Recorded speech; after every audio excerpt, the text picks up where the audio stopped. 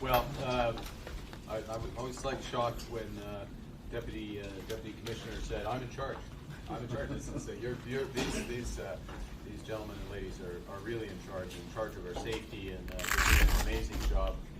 This is we're meeting here today on an incredibly important issue to address the steps, take stock of the steps that are being taken to address extortion, the scourge of extortion that we're seeing in the Lower Mainland, in and around Surrey, but Delta elsewhere. We're seeing in the Peel region, particularly around Toronto, Brampton as well, other parts of the country. A huge amount of resources and effort are now being put to bear on this. I'm confident that this, well, it's beginning to have an impact, and it will have an impact.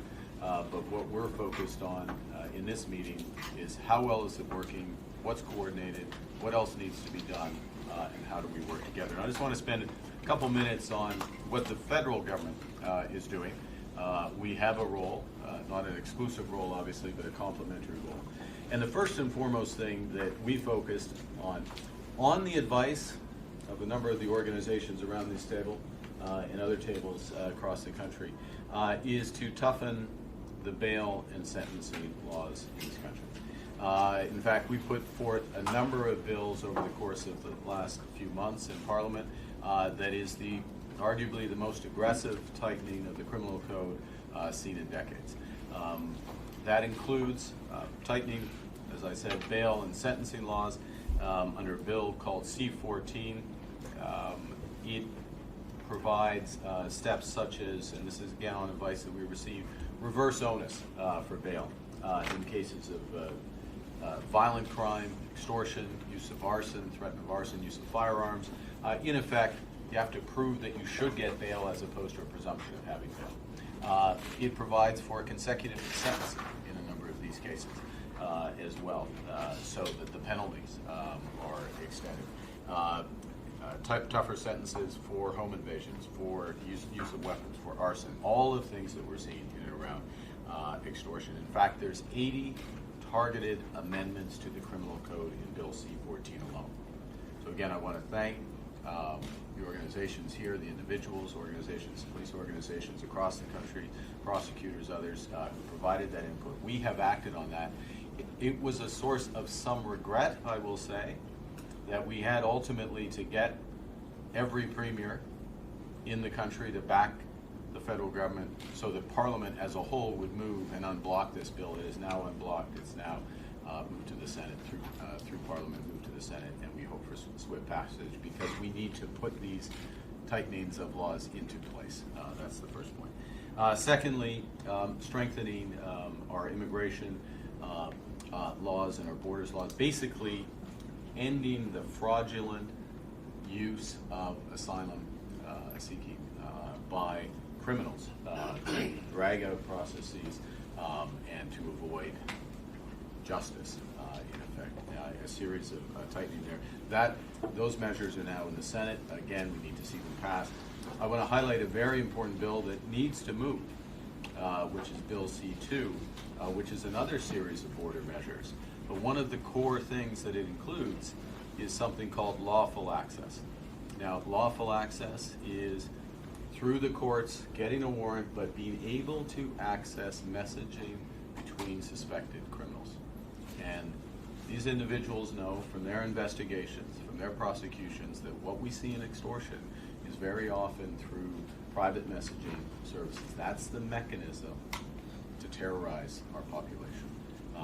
We need to give the police, the prosecutors, lawful access to those messages so they can prosecute, and that's a job for Parliament, and we need to move on that. In addition, we have measures additional legislation to address victims of violence.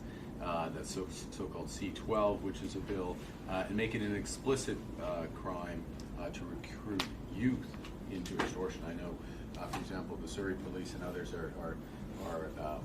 have education campaigns and other campaigns in order to ensure that the youth don't come in, aren't pulled into these gangs in effect. But we need to toughen it on the legal side. Also, legislation to combat hate. Hate in our communities, intimidation, people going to their synagogue, to their mosque, to their church, to their community center, a series of other measures, as well as the exploitation of children online. We've also taken steps as the federal government to list as terrorist organizations groups involved in extortion. The most notorious is the Vishnoi gang, again on the advice of the police, working with the advice, for example, as well as the BC government listed the Vishnoi gang as a terrorist organization.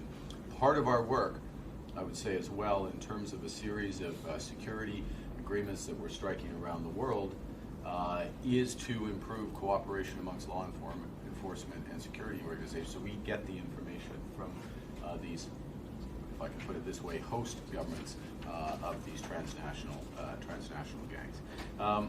That's on the legal side, if you will, the federal government taking our role. Also, major steps being taken in terms of resources. A total of $1.7 billion in the last budget across the RCMP and the Canada Border Service Agency.